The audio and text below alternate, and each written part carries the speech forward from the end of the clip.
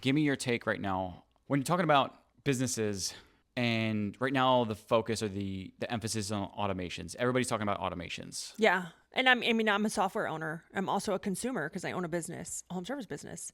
I took the words automation out of our recruiting software, like 2 years ago? Because they hoard out the word. Like everyone was like, automate your recruiting, automate this. And now with the uprise of GHL, everyone is selling you a freaking GHL snapshot as an expert to automate your business. But if your business isn't efficient or you don't have good processes, you're just automating shit. You're amplifying the crap. So anyone can have a pretty picture and say they sell automations.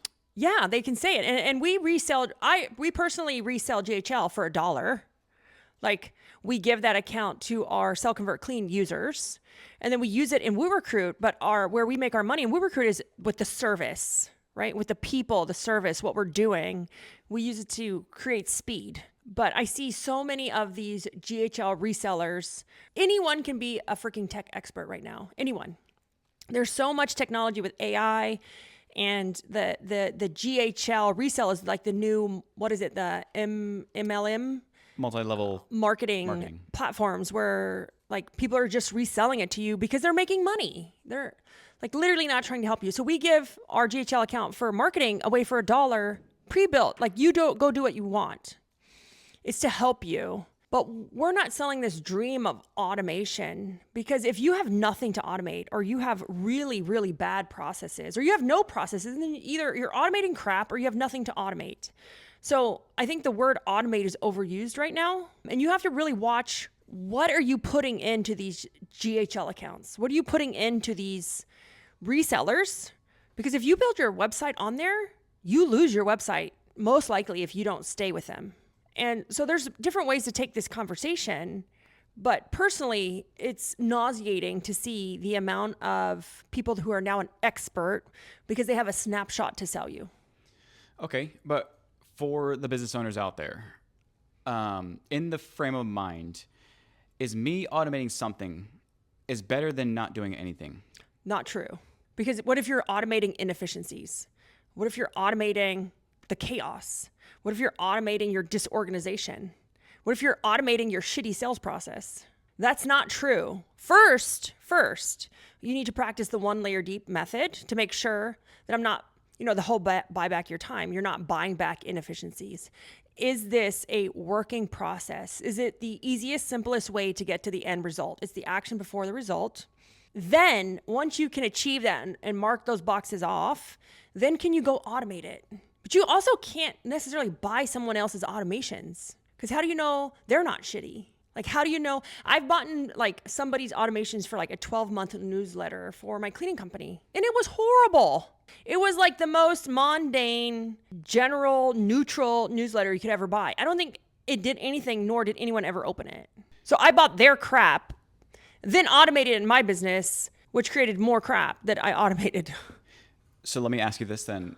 With as much as there is out there right now with AI and how fast people can go, and the idea that you want automations, is everybody's doing the exact same thing. How do you get around that? Especially if you're not doing it, how do you get around everybody doing the same thing at the same pace with GPT generated content?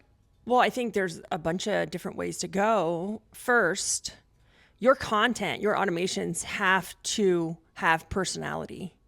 You can still use AI for that, but that becomes prompting, knowing how to use the AI, giving it your voice, your tone, and your brand and your mission, right? So that your outputs are genuine to your brand and you and your company.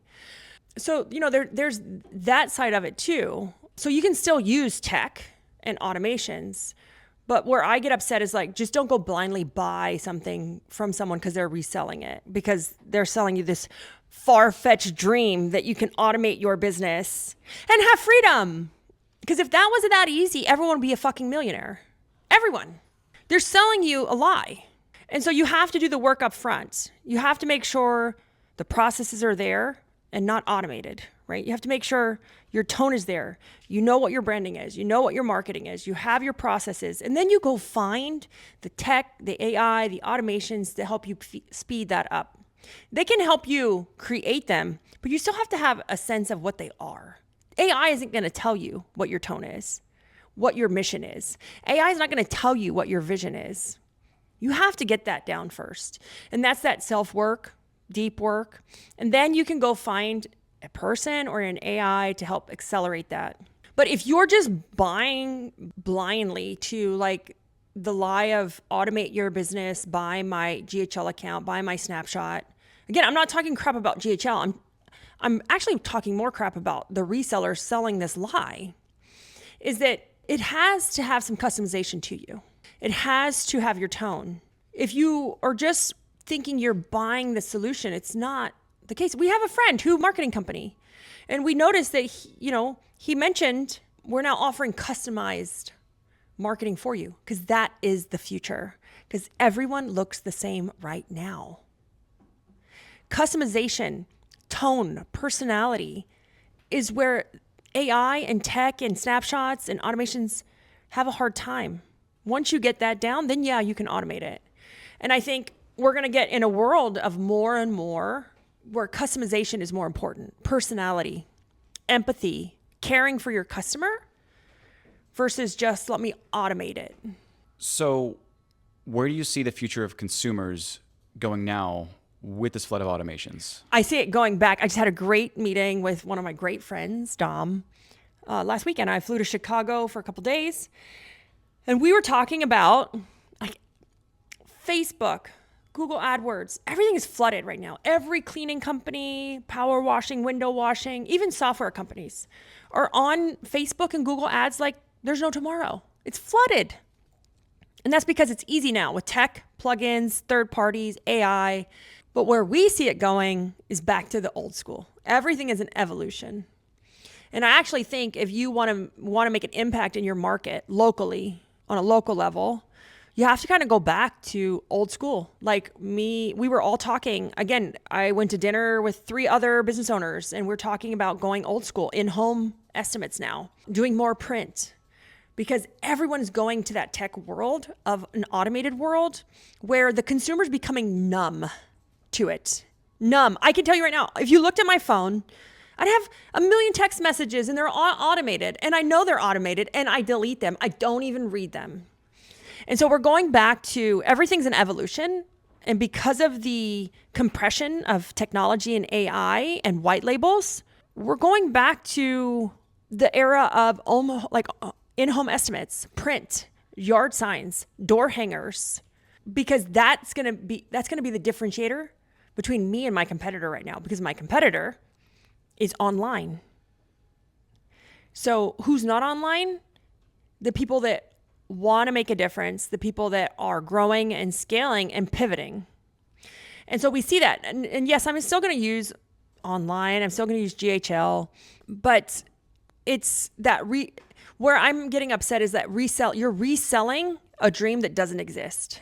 So if it was as easy as buying a solution that says automate your business, gain your freedom, we'd all be multimillionaires. So it's not as easy as that. So don't buy into the far-fetched dream and think about, what is everybody else doing? I need to do the opposite. And so we do think and feel that things like long form is coming back, as far as like reels and long form content. Long form is coming back. Like one of my mentors just said it the other day in one of our trainings. Long form is coming back because reels do not make a connection. It's too short. So we see long form coming back. We also see print coming back, like door hangers, yard signs, magazines. I just met a magazine software company that lets people produce their own print and produce their own magazine. And I was thinking, that's interesting, because I thought magazines were dying. But we see that coming back. We see in-home estimates coming back for home services, because that lets us customize the quote, even if it's not customized, because we're quoting off square footage, right? But the customer feels that it's customized to them. You're making a connection. And, I also think that giving the customer the power to consume it how and when they want, how, when, and where they want. right? So one of our tools is an online quoting tool for cleaning. Well, it also works for the office, but it works for the customer. Because if they don't want you to come do an in-home estimate, no problem. Like, you can still get a price on our website. Like, want a more customized quote? We'll do an in-home estimate. So I'm not saying you have to take it all the way. I'm saying you have to meet the consumer where they're at. And right now, I think the consumers are numb to the automated process of purchasing. And you're going to really have to diversify. You're going to really have to pivot, I think, because COVID money's gone. The market's hard. It's not easy right now. We're seeing a high turnover of customers. We're seeing it being it's easier and easier to gain employees. And we're back in the pre-2020, 2018 era of where it costs a lot of money to get a customer, costs a lot of money to get a lead. When before, during COVID, there's so much money in our country, in our market, that like leads fell in our lap, literally. And so I think there's a readjustment. Like you said, Chris was talking earlier, there's a compression happening right now with, I have a whole nother topic I want to do on the, are you hiring the TJ Maxx and the Ross of coaches, or are you hiring real coaches that are going to give you an experience, luxury treatment, and accountability?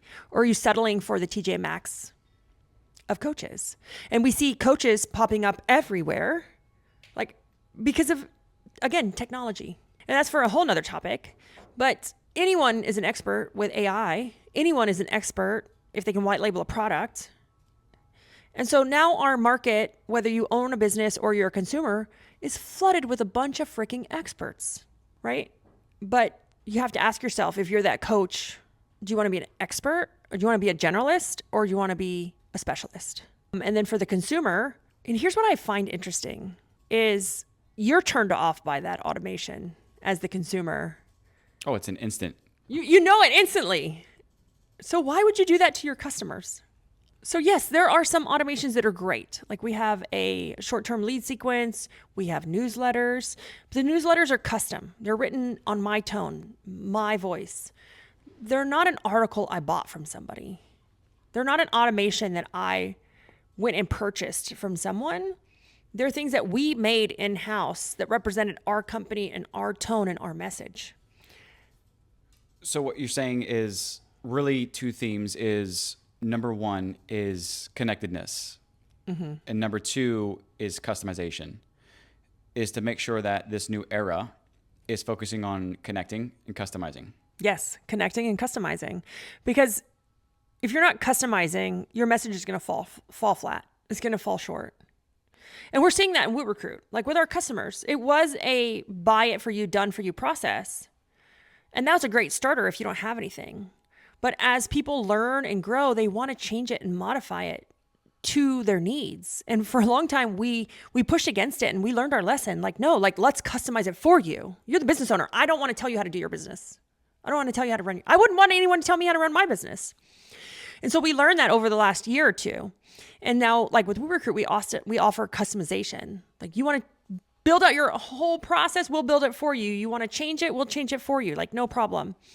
But customization is huge because it's your brand, it's your tone. It attracts the customers that fit your values, your employees that fit your values. And I think the blanket of like, let me buy a snapshot is a great maybe starter, but you still got to put in the work. Like, you still, no matter what, like, you still have to put in the work. I cannot hire any marketing company anywhere, and I have great friends that own them. And they could shoot me when I say this. They're going to give you a foundation, but you still have to put in the work because they don't know your brand and your tone and your message and your values and your mission and your vision. You still have to put in the work to make sure that message hits where you're trying to hit, the pain, the problem. So for those people out there, for the phrase that I dread is, can I get a snapshot? Can I get a snapshot?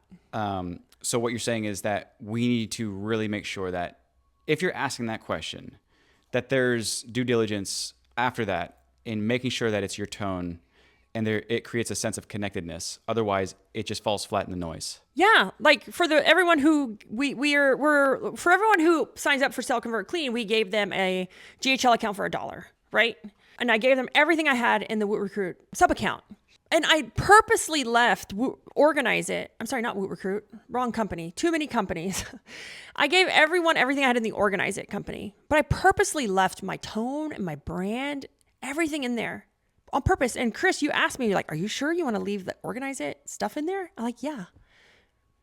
Because you have to go change it. You have to go and look at it. You have to go and read it. And my intention was, you have to change it. So the automations will only get you half the way there. Yeah. But you still got to put in the effort. You still have to put in the work.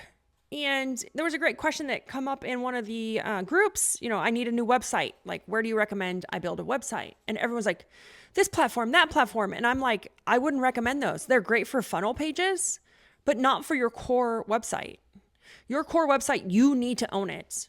Yes, you can hire someone to build it, but I have seen so many websites held hostage when I decided to cancel with my marketing company and they don't give it back to them. And you've lost all that traction, all that SEO, whatever you paid them. If you paid them to do blogs, you lose all of that. And so people are always, always, always looking for the cheap solution, but you get what you pay for. And that's not in every instance. I've seen some people pay a lot of money for a website and still get held hostage. But you need to make sure you ask the right questions up front, even when you're signing up for a GHL account or signing up for a website or you're working with a marketing company. And I'm not claiming that you know anything about marketing, although I do know quite a bit about marketing, but I'm not selling marketing. But the questions you need to ask is like, if I cancel service with you, can I keep that GHL account? Can I keep that snapshot? Can I keep my website? Do I get to keep the blogs? Do I get to keep the tech? Do I get to even keep the leads? I've seen people lose their leads because they chose not to stay with the reseller. And that's shitty. And I've seen people lose their whole websites and lose their blog pages. And that's not fair. But that's what happens when you sign up, sometimes with a third party, if you don't ask the right questions. I mean, it's a common trend I've seen in one of the marketing lawn care companies. And that's not cool. When someone makes you say, I have to remake your website on our platform, red flag. Or we'll make it on our platform. Great. Ask, do I own it when I cancel service with you? At the end of the day, and I'm a vendor of many of my friends and many of our peers and many of our people in our industry, I don't take it personal. I'm still friends with people who use me, didn't use me, came back, canceled, you name it. But you have to ask that question because a vendor is not forever. That's a great statement. No, a vendor is not forever. You will cancel service with a vendor eventually. I would say most vendors have a life cycle of like 3 years, 5 if they stay innovative, but a vendor is not forever. And so you have to ask that difficult question up front is if I sign up with your white label, if I sign up with your GHL account, if I use you for a website, what happens when we cancel service? So this goes back to really, I guess, your philosophy and help me here. But you said that your goal is to make sure that how people come into your life, or let's say your companies, you need to make sure that they leave better than the way they came in. Yes. Same thing with vendors, customers, as me as a vendor of them, a vendor of us. They have to leave better than we found them. They have to be more staffed, more employees, growing. There isn't anything that we won't give them when they leave us. Obviously, I'm not going to give them like our industry things, but like we had a customer cancel the other day and she's like, you taught me everything I need to know. I feel confident I can do it on my own. And so our ops team was kind of disappointed and I was kind of like happy. I'm like, I can't even say anything. I can't even feel bad. I can't even argue it. I did my job. And so it's the same thing, yeah, like you said, with employees, is with people that interact with me, whether you're coaching or you're a recruit customer, your sell, convert, clean customer. As long as you left me better than the way I found you, then that's all that matters. It's interesting because I see people that interact and they have a scarcity mindset or an abundance mindset, right? Scarcity is like, it's funny because in our growth and in launching this book and preparing everything and buying another software, I have made a lot of people not like me. And I can see it because they unfollow you, they unfriend you, they block you, and you're kind of like, oh, that's interesting. Let's be honest. You have a I Hate Libby fan club. Yeah, I hate Libby fan club. And that's interesting because I haven't done anything to them personally. Because if I have enough time to do that, then I need to be doing more shit. Like busy people don't have time for that kind of stuff. But it's interesting. And It's the difference between like leaving you better than we found each other, is that abundance mindset. Is that if you don't use me, I'm fine. Like if you don't believe the stuff we're doing or saying and preaching, I'm fine. But if you're like, I'm going to block you because you're like, I don't like you, or you're my competitor. So in my Facebook groups, I have coaches in there, and I'm a coach. I don't block them. I told that to somebody that was out in Chicago with. I said, I'm gonna have to block you now out of my Facebook group because you're coaching. And they were like, are you serious? I'm like, no, I'm joking. I was like, no, I'm joking. Because it's an abundance mindset. Not every person is a customer for everyone. But I think it's a great topic. As AI comes out, there's more and more AI platforms launching. It's the speed of technology and acceleration and the compression of certain things that we see happening, is that everyone is a fucking expert right now. Everyone. I can ChatGPT anything and read it to you while I'm looking at my monitor, and I'm an expert. Storytelling doesn't mean anything anymore. No, it doesn't. And you have to say, am I signing up with a generalist, an expert? Am I using an expert or a generalist? Or am I looking for an experience? Am I looking for a specialist? Someone who specializes in how I feel and the pain I'm going through and the struggles that I'm feeling right now, which is something to be said. And I don't think it has to be industry specific. I resonate so much with people in lawn care and commercial cleaning, landscaping, roofing, like you name it. I don't think it's industry specific. I think it's where you're at and the pain that you're currently in, like the struggle, the bottleneck that you're currently facing. Because business is business. No matter if you're 1 million or 3 million or 5 million, it's the same issue evolving. So the real secret behind all this and the abundance of automations is knowing what you want is really at the end of everything. Yeah.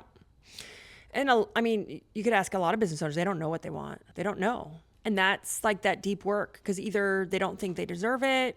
What if they fail? So they don't want to admit it. They don't want to say it out loud. But, and this has nothing to do with revenue. Like so many people and so many coaches are out there like, set your revenue goal. Yes, revenue is a marker, but it's also a superficial marker. Like I could be $3 million and have no profit.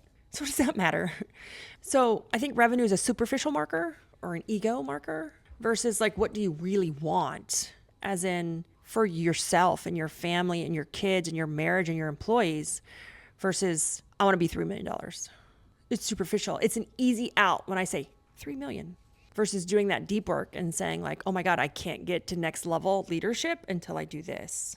And then I can't do this until I do this, and seeing how they compound and they stack. Great. So taking automations with a grain of salt and really executing on it. Not the season of automations, but the season of execution. Season, yes, of execution. And for the love of God, sometimes we need to stop learning, stop reading, stop consuming, and just go fucking execute. Get it done. Go execute. Money loves speed. And when you're slow, you wonder why your profit sucks. You wonder why you're not growing. Money loves speed.